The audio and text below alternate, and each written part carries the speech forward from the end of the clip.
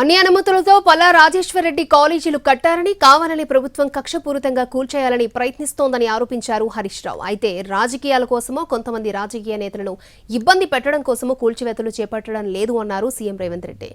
భవిష్యత్తు తరాల కోసమే చెరువులు తరస్సులను కాపాడుతున్నామన్నారు. ఇవాళ FTL పేరు మీద హైడ్రామా పేరిట ఇవాళ కాలేజీలను కూల్చివేసి ఆసుపత్రులను కూల్చివేసేటువంటి కుట్రలు కూడా జరుగుతూ ఉన్నాయి. రాజేశ్వర రెడ్డి గారు అన్ని అనుమతులు చూపించినాం కదా.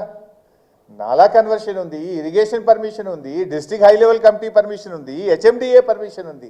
ఇంక ఈ రాష్ట్రంలో ఒక కాలేజీ కట్టడానికి ఎన్ని అనుమతులు ఉండాలో అన్ని అనుమతులు తీసుకొని రాజేశ్వర రెడ్డి గారు కట్టింది తప్ప ఎక్కడ కూడా ఒక్క తప్పు కూడా చేసిన పరిస్థితి లేదు. ఈ కుట్ర ప్రజలకు అర్థం కావాలి కనుక అధికారులు కూడా అర్థం చేసుకోవాలని, ప్రభుత్వం కూడా ఈ కక్ష సాధింపు చర్యలు మానుకోవాలని చెప్పి మేము చెప్తా ఉన్నాం. రాజకీయాల కోసమో లేకపోతే రాజకీయ నాయకులను కొంతమందిని దృష్టిలో పెట్టుకొని చేపడుతున్న కార్యక్రమం కాదు ఇది.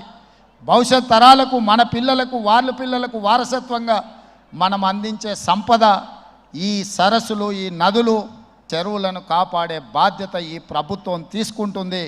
ఎవరు ఏమనుకున్నా, ఎవరు ఏ ఒత్తిడి తెచ్చినా వాటన్నిటిని పక్కన పెట్టి చెరువులను ఆక్రమించుకున్న వాళ్ళ భరతం పడుతుంది ఈ ప్రభుత్వం అని చెప్పి నేను ఈ సందర్భంగా తెలియదలుచుకున్నాను.